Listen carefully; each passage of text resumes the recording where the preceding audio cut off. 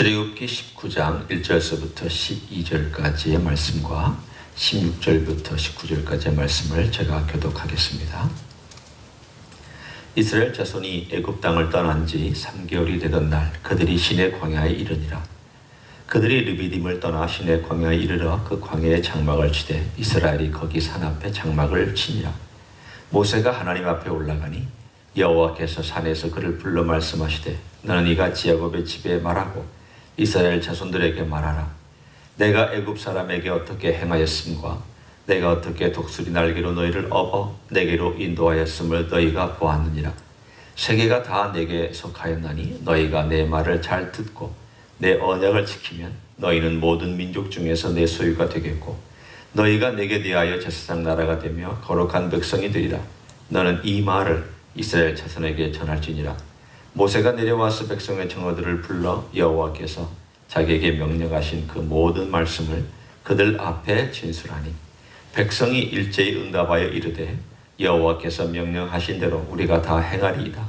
모세가 백성의 말을 여호와께 전하매 여호와께서 모세에게 이르시되 내가 빽빽한 구름 가운데서 네게 임함은 내가 너와 말하는 것을 백성이 듣게 하며 또한 너를 영영히 믿게 하려 함이니라. 모세가 백성의 말을 여호와께 아뢰었으므로 여호와께서 모세에게 이르시되 너는 백성에게로 가서 오늘과 내일 그들을 성결하게 하며 그들에게 옷을 빨게 하고 준비하게 하여 셋째 날을 기다리게 하라. 이는 셋째 날에 나 여호와가 온 백성의 목전에서 시내산에 강림할 것임이니 너는 백성을 위하여 주의 경계를 정하고 이르기를 너희는 삼가 산에 오르거나 그 경계를 침범하지 말지니 산을 침범하는 자는 반드시 죽임을 당할 것이라. 16절입니다. 셋째 날 아침에 우레와 번개와 빽빽한 구름이 산 위에 있고 나팔 소리가 매우 크게 들리니 진중에 있는 모든 백성이 다 떨더라. 모세가 하나님을 맞으려고 백성을 거느리고 진에서 나오매 그들이 산 기슭에 서 있는데 시내산의 연기가 자욱하니 여호와께서 불 가운데서 거기 강림하심이라. 그 연기가 옹기 가마 연기같이 떠오르고 온 산이 크게 진동하며 나팔 소리가 점점 커질 때에 모세가 말한즉 하나님이 음성으로 대답하시더라. 아멘. 출애굽기 19장은 이스라엘 민족의 역사에서 대단히 중요한 그러한 장입니다. 어떤 의미에서 그들에게 중요한 장인가? 그 질문에 대하여서는 이렇게 대답할 수가 있습니다. 공식적으로 나라가 된 시간, 그리고 공식적으로 하나님께서 이스라엘 백성을 어답트한 그때, 그리고 그 장면이 바로 19장에 나온다. 이렇게 대답할 수 있습니다.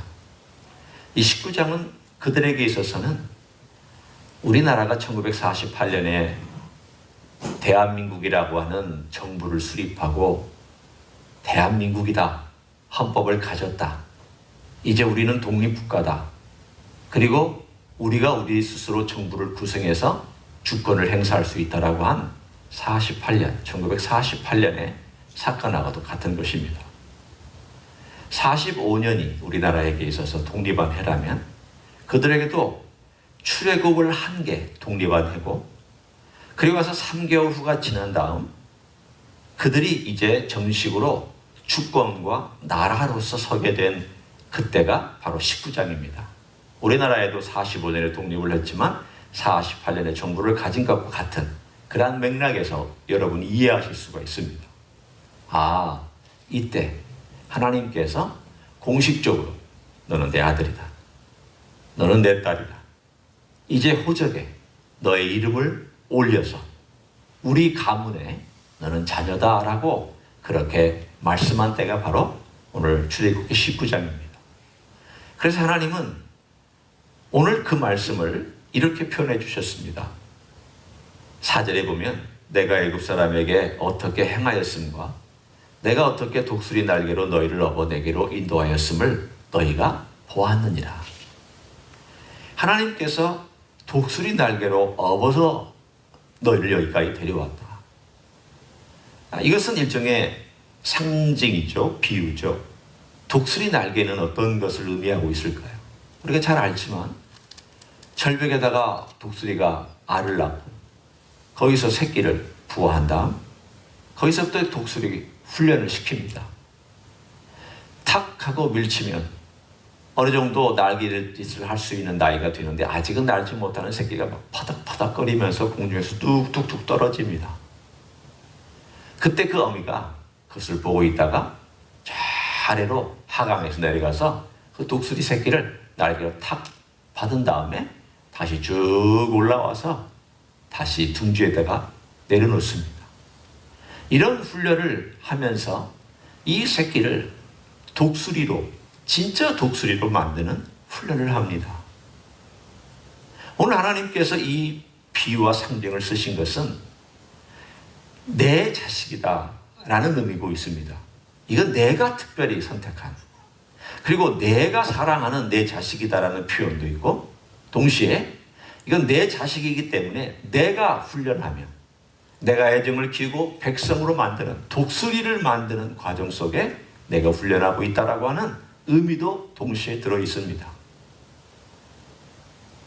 그 가정에 자식이 있으면 그 자녀는 그 부모의 훈련을 받습니다. 사랑의 훈련을 받습니다. 다른 다양한 양육을 받습니다. 다양한 훈계도 받습니다. 풍성한 사랑과 보호를 받습니다. 먹고 마시는 것에 공급을 받습니다. 그 부모의 관할 아래에 있으며 그 부모의 철학 아래에 있으며 그 부모의 생각과 계획 아래에 있습니다. 사랑은 말할 것도 없고요.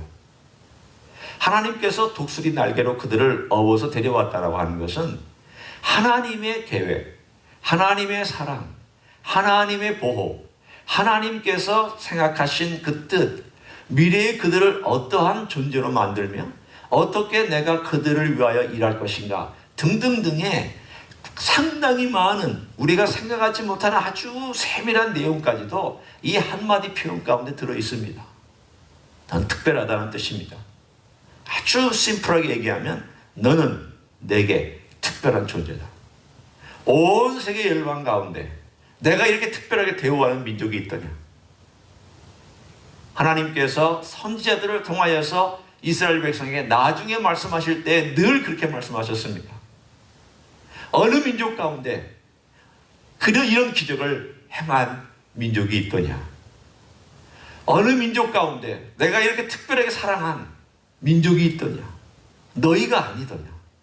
너희가 그렇게 사랑을 받았는데 불구하고 왜 내게 대하여 그렇게 대하느냐 라고 하나님께서 다음 후대의 백성들에게 늘 한탄하시면서 말씀하신 내용이 바로 이 내용을 근거로 말씀하시는 내용입니다.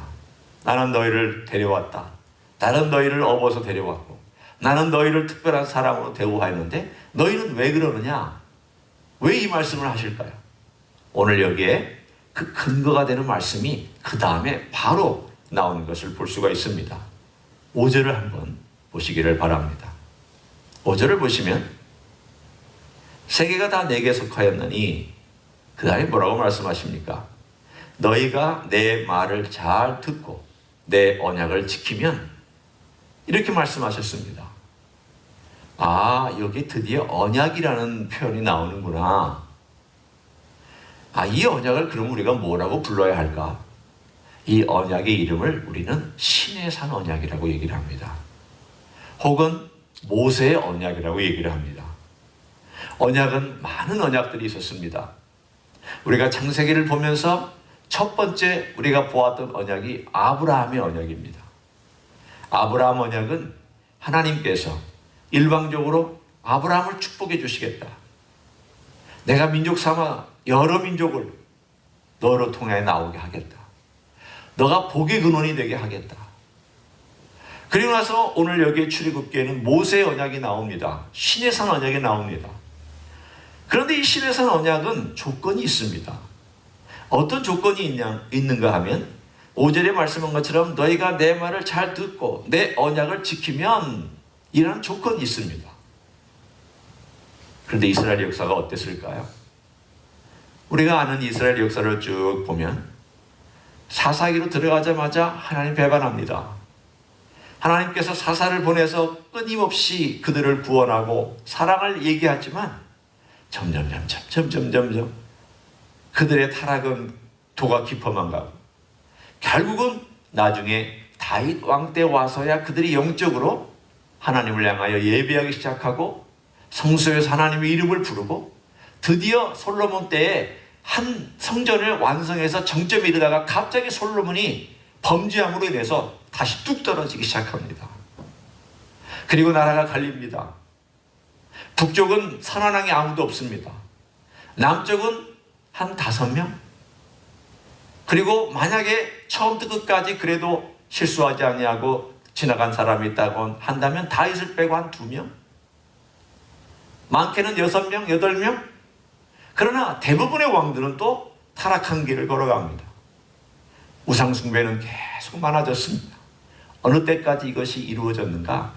바벨론의 포로로 잡혀갈 때까지 우상숭배가 그 땅에 떠나지를 않았습니다. 몇 년일까요? 바벨론 땅에 포로로 잡혀간 때가 대략 한 586년경이니까 오늘 여기서 모세로부터 받을 때가 1450년경입니다.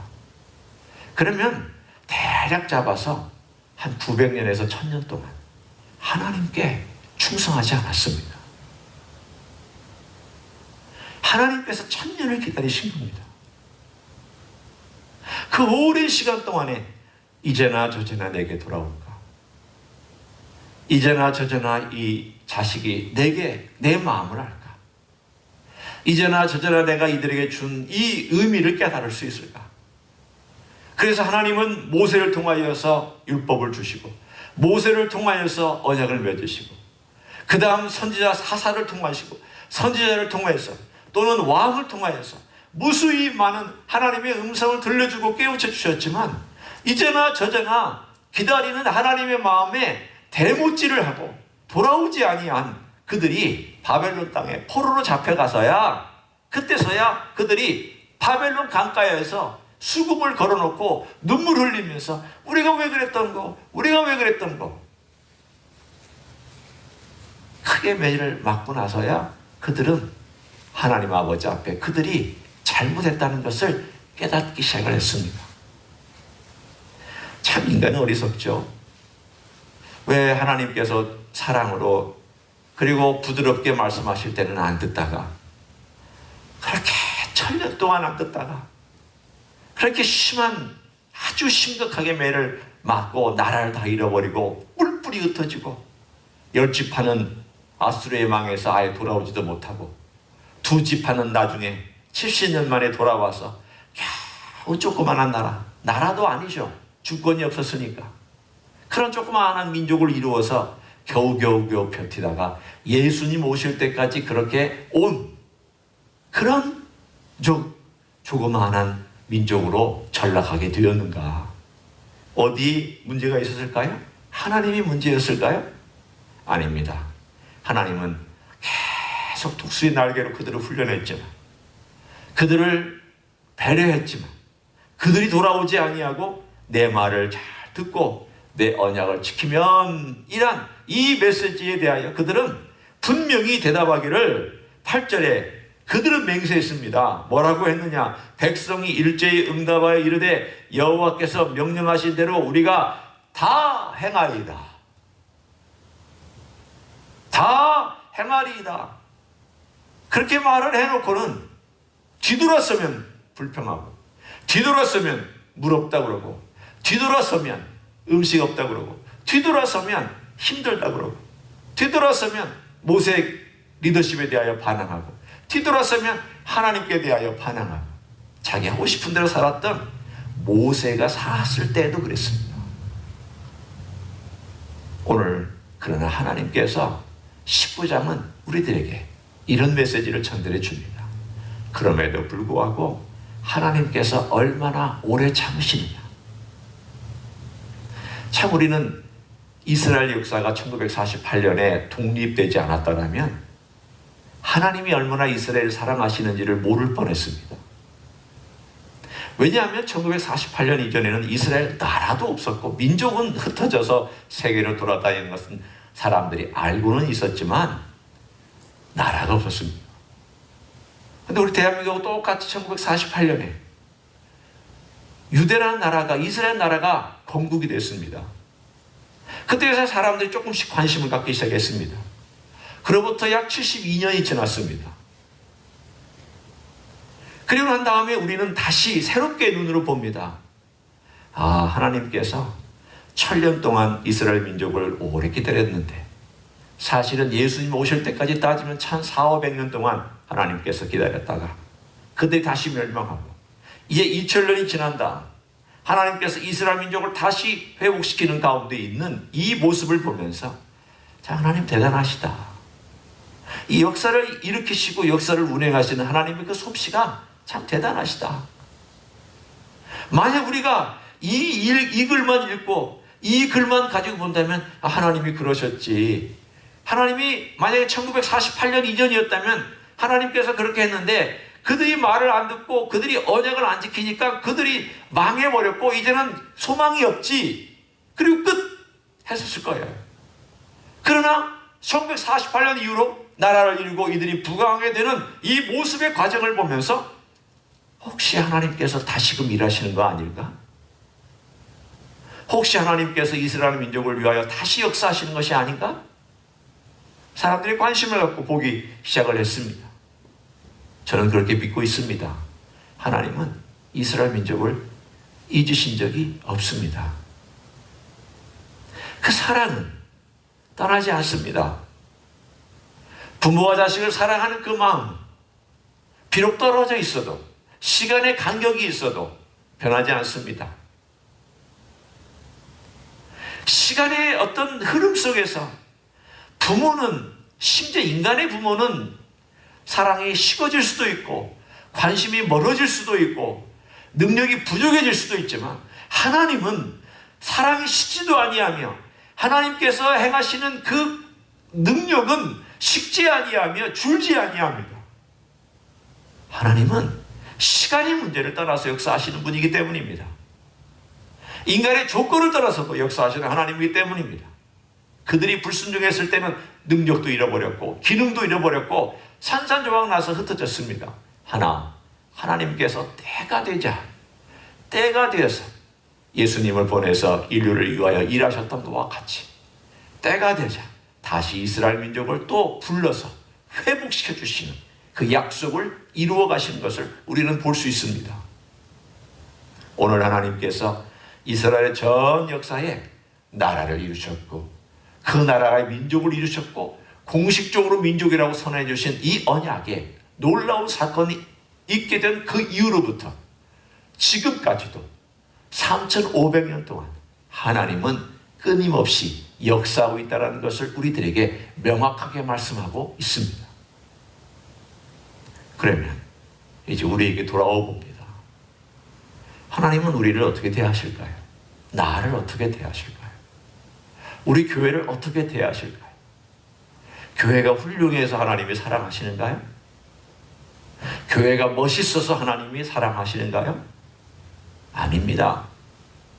교회가 똑똑하고 멋있고 유명하고 잘나서 하나님이 사랑하시는 거 아닙니다. 오늘 독수리가 독수리 새끼를 사랑하듯 하나님께서는 교회가 하나님의 자녀이기 때문에 사랑하고 하나님의 사랑의 대상이기 때문에 사랑하고 때로는 못난 짓을 할 때도 있습니다. 부족한 일을 할 때도 있습니다.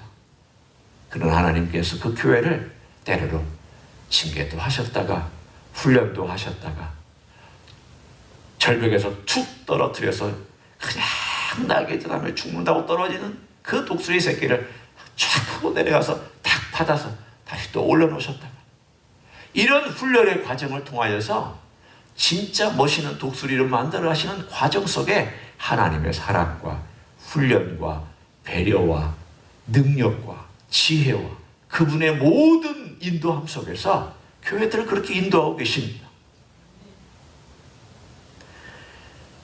교회가 물론 완전히 하나님을 떠난 교회도 있을 수는 있습니다.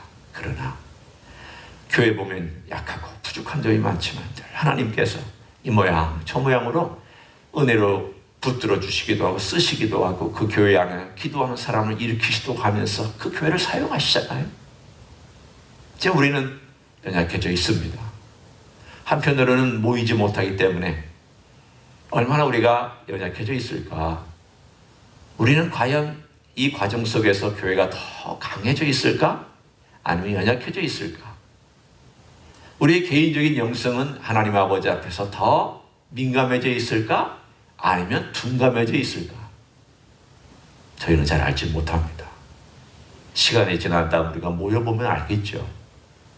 그러나 제가 바라기는 우리가 연약해질 때 하나님께서 은혜를 좀 더 주시고, 우리가 미련할 때 하나님께서 깨우쳐 주셔서 이 시간 동안에 하나님이 독수리 새끼를 훈련하듯이 훈련해 주시기를 저는 기도합니다.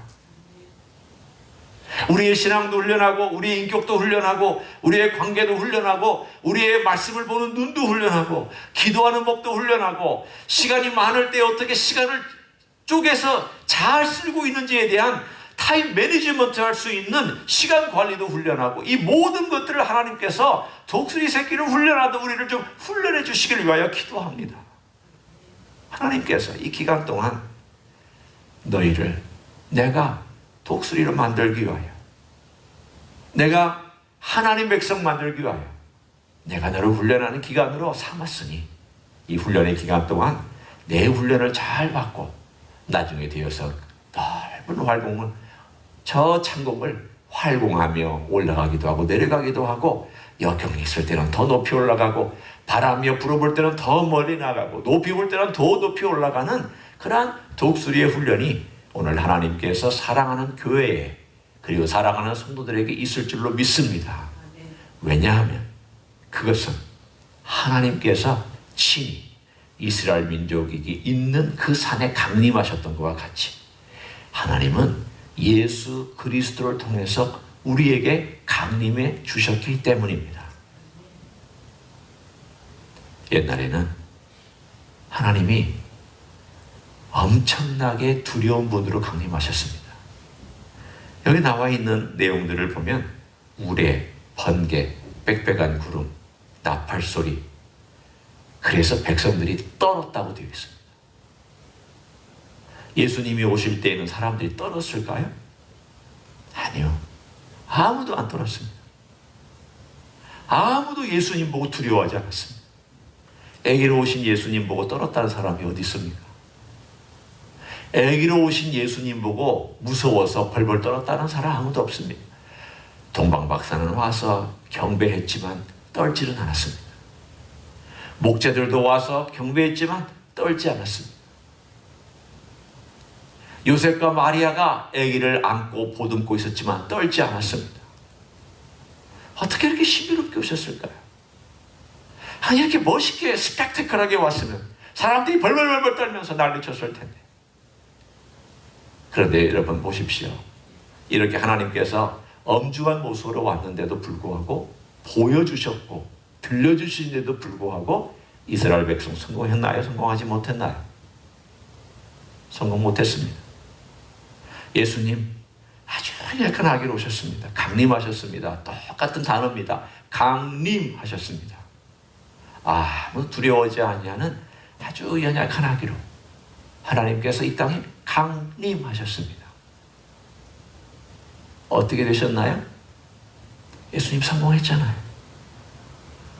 많은 사람들이 주님께 돌아와서 회개하고 돌아오잖아요. 자기 죄를 깨닫고 주님께 헌신하잖아요. 많은 사람들이 자기 목숨을 내걸고 주님을 위해서 죽었잖아요. 선교사로 나가고 평신도로 나가고 공산치하에서 죽고, 지금도 북한에서는 예수 그리스도의 복음 때문에 내 목숨을 뺏어간다 할지라도 나는 주님을 위해서 기꺼이 죽겠다. 어떻게 이런 일이 일어날 수 있었을까요? 하나님께서 우리를 찾아오셨을 때에 무시무시한 모습으로 찾아오신 것이 아니라 오히려 연약한 아기로 부족한 인간의 모습을 가지고 우리를 방문해 주셔서 사랑해 주시고 우리를 배려해 주신 그 사랑으로 지금도 이끌고 있습니다. 두 가지가 있습니다. 독수리의 훈련을 시키시지만 그 사랑은 우리를 특별하게 아래서부터, 인간이 되셔 우리를 사랑해 주시고 아래서부터 우리를 받쳐주시고 연약한 우리를 이끌어 주시고 앞으로 때로는 우리를 붙잡아 주시고 우리의 모든 영역에서, 아래에서, 옆에서, 위에서, 앞에서, 모든 영역에서 우리를 완전히 감싸며 우리를 인도해 가시는 그러한 하나님이 우리 주 예수 그리스도신 줄로 믿습니다. 이런 주님이시라면 우리가 잘 따라가야 되죠.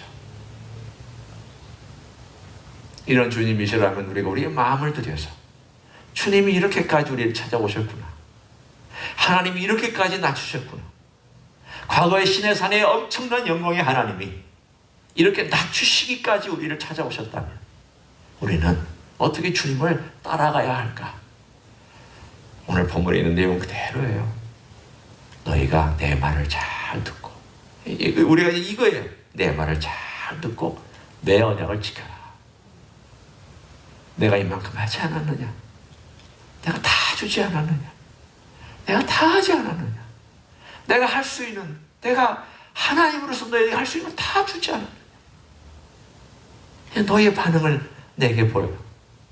하나님이 해줄 수 있는 걸 다 해주셨어요. 신의 산에서는 다 해주시지 않았어요.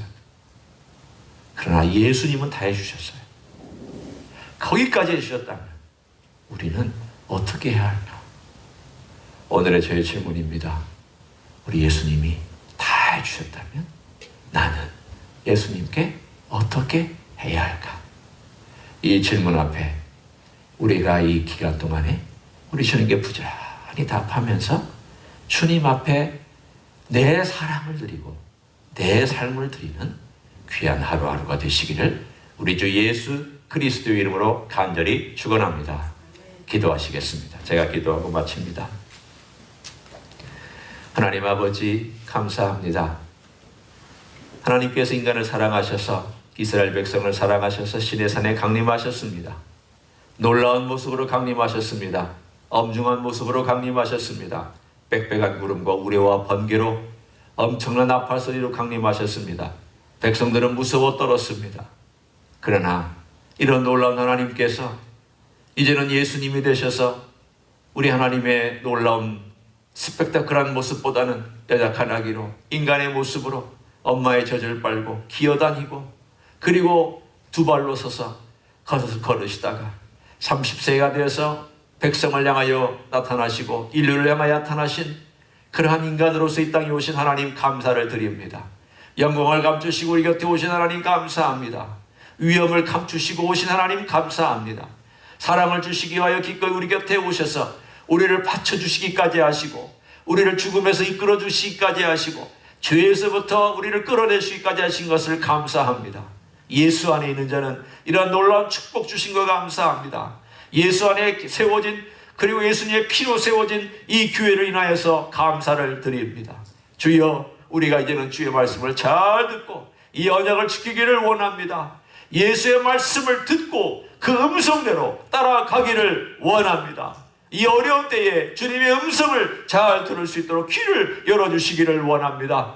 우리의 눈을 열어주시기를 원합니다. 우리의 마음을 열어주시기를 원합니다. 우리의 심령을 열어주시기를 원합니다. 이 기간 동안이 독수리 새끼가 훈련받는 기간이 되게 하시고 우리 주 예수 그리스도의 놀라운 은혜를 깨닫고 하나님의 사랑을 깨닫는 귀한 시간 되도록 축복하여 주시옵소서.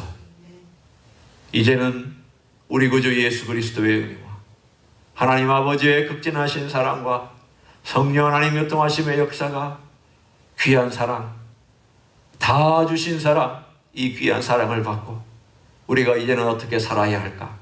어떻게 주님을 따라야 할까? 주의 음성을 듣고 어떻게 걸어가야 할까? 고민하며 주님께 나아가기를 소원하는 이 자리에 참여한 모든 종들 위해와 또 가정에서 예배드리는 모든 종들 위해와 주 임지이스교회 위해와 이민교회들과 한국교회들과 선교사님들 위해 이제로부터 영원히 함께 하실지어다. 아멘.